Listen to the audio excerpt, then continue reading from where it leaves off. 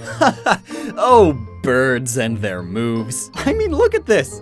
It's great. But we're not here to bask in the greatness that is bird memes. We're here to discuss bird-type Pokemon moves. Moves that get Pokemon up in the sky and flying all around. Let's go through every flying-type Pokemon move and explain why exactly it's flying-type.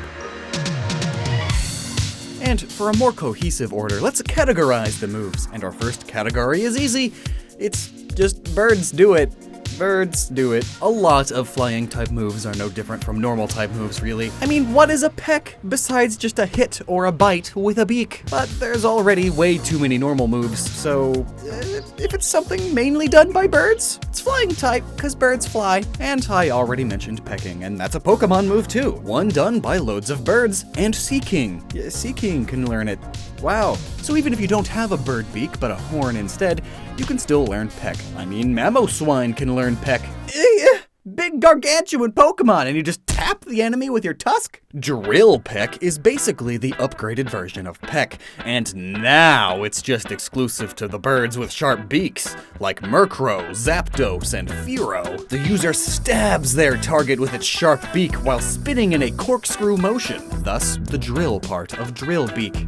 Ouch. Pluck is just Peck, but if the foe has a berry, it steals it. Birds love their berries, and their long beaks make plucking things easy. Makes sense that Bidoof can learn this move too, then. I mean, look at those chompers. What are teeth besides just beaks on the inside? Then the last beak move is Beak Blast, the signature move of Toucannon. It heats up its beak to the point that it glows, and then blasts that forward. You may find that hard to believe. I mean, I too can't believe it. But it's canon. Fun fact, this move may be inspired by the fact that toucans use their gargantuan beaks to help dissipate body heat. So if you look at a toucan through infrared light, it would look like this, sort of like Toucannon's beak. Alright, there's actually one more beak move, sort of. It's Chatter, the signature move of Chatot. Have you ever wondered how Chatot speaks exactly? Well, did you know that the way it's explained in the Pokédex is entirely wrong and inaccurate to real parrots? Well, if that interests you, we did a whole video about it right here. I love the thumbnail. Nice. But this move has the Chatot say some of the words it has learned, as in what you've recorded it to say, and thus confuse the opponent. Interestingly, while the move is a bit more complex than what I'm going to explain here, originally the move would change its chance of confusion based on how loud of the word you recorded. So, statistically, this is the best thing to teach it. Go Chatot! Use Chatter! Oh! Mirror move is another bird thing, like how parrots can repeat the last thing you say to them, or how crows and ravens can see people do things and then mimic it. This attack has the user do the last move that was done by the opponent, except it's bird-like. You know what's a weird attack? Plucking your own feathers and chucking them at your enemies. As if that would do something. But it does. It's Feather Dance, and it lowers the enemy's attack. To apply some semblance of logic here, I guess the enemy gets covered in feathers, and so now they're softer, you know? So their punches don't hurt as much. It's like a boxing glove filled with feathers. Birds love to roost, which is when they land to rest. And as such, this move acts sort of like a downgraded rest. But at least they just land for a turn, instead of falling asleep completely. Brave Bird is another bird attack, and one that is fully exclusive to bird Pokemon. And Zubat. This attack has the user fly really fast, tuck its wings in, and basically slam into the foe with enough power that it hurts itself too. It's sort of a super powerful wing attack, which is another attack where the user just hits the enemy with its wing. Super straightforward. But the other wing attack is anything but simple. It's Oblivion Wing, signature move of Yveltal, Pokemon of Destruction. It's said that just by spreading its wings, it can absorb the life force of living creatures, and that is exactly what this move does. It beats its wings and heals itself by stealing that life force. Dark. And that was the bird category. So what else flies? Dragons? Well, their moves would be dragon type. Bugs? well, their moves would be bug type. So what else is flying? Well, I guess anything that has a mastery over the element of air. Flying is basically a stand-in air type or wind type after all. So that will be our next category. Basically air magic. Take Gust for instance. It's just a gust of wind, which can hurt if it blows things in your face or knocks you over. And fun fact, in Gen 1, this move was actually normal type instead of flying, pointing more towards the roots of this type. As in the beta of Pokemon Red and Green, it was bird type instead of flying type. So Peck and Wing Attack are bird things, but Gust was a normal thing. Neat. Defog follows the same Gust logic. In fact, realistically, it's just Gust again, but instead of attacking the opponent with the Gust, you just blow away any defensive things they got going on, like mists, magic coats, spikes, etc. And then Tailwind again is the same idea. The Pokemon summons forth a gust of wind, only this time it's right behind them, which increases the speed of their party. Literally running like the wind, since you're running or flying with it. And then once again in all of its creativity, we have yet another gust of wind, but now it's upgraded. It's Hurricane. Hurricane winds are extremely fast, so this move describing itself as a fierce wind is fitting. It surrounds the opponent and pushes them up and around and all over, confusing them.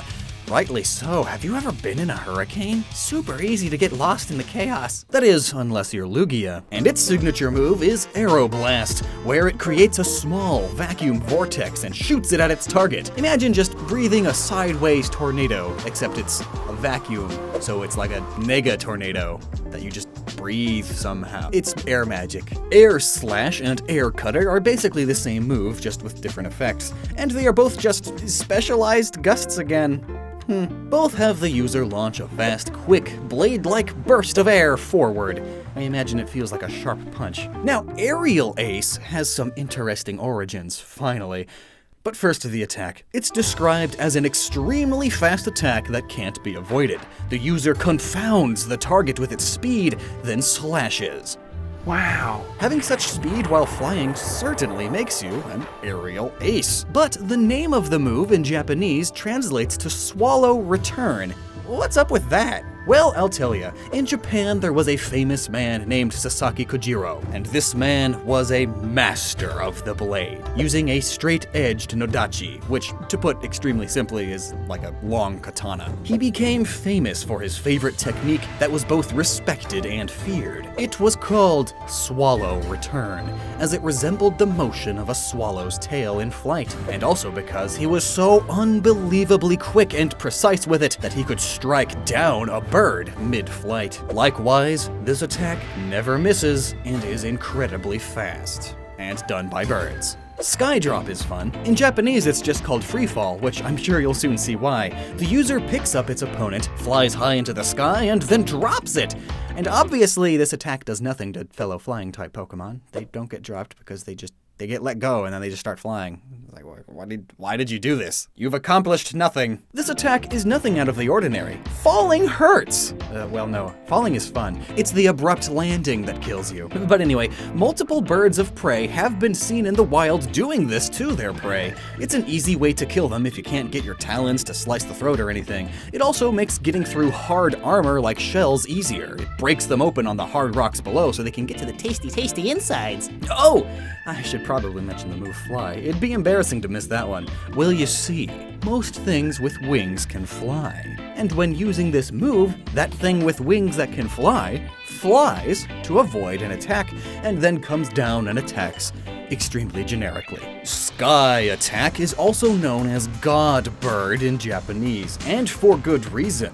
It's the strongest flying type attack. It's often depicted in a similar way to the move Fly or whatever, but it is a lot more intense because it takes a whole turn to charge up the energy and then another to release it. And while doing so, the user often glows because it's filled to the brim with wind magic?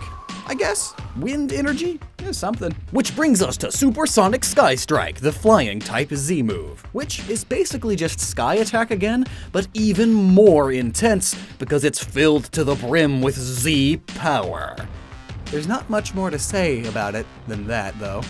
But, that's that. Those were all of the easily categorized moves, and the rest are in the final category of Other. like Acrobatics, which seems to be known by more non-flying type Pokemon than flying type Pokemon. But I mean, every type has to have a move that is more so generic, so that a load of other mons can learn that, for type coverage and such. This move's description says that the user nimbly strikes the target, so it's a sort of generic hit, but with a focus on dexterity, jumping all around, moving the air with ya, like an acrobat jumping through the air and into a fellow Pokemon.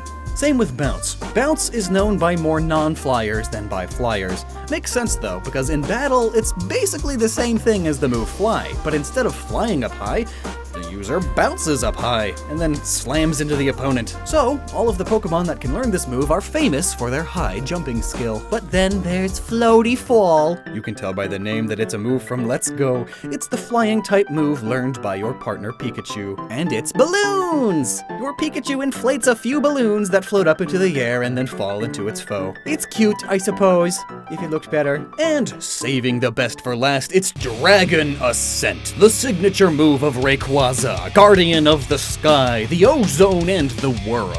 Now, both the name of this move and the fact that it belongs to Rayquaza points to it being dragon type, but it's not, it's flying. And it's also just like, a lot of other flying type attacks. Rayquaza soars upwards and then drops out of the sky at high speeds. How unoriginal! The only thing that makes it cool is that Rayquaza's the one doing it. It's a dragon with wind powers, and here it is ascending because it has wind powers. Wow! Well then, that was every flying type move explained. What type shall we cover next? Who knows? I sure don't. So until next time, thanks for watching, check out these other videos, and never stop using your noggin.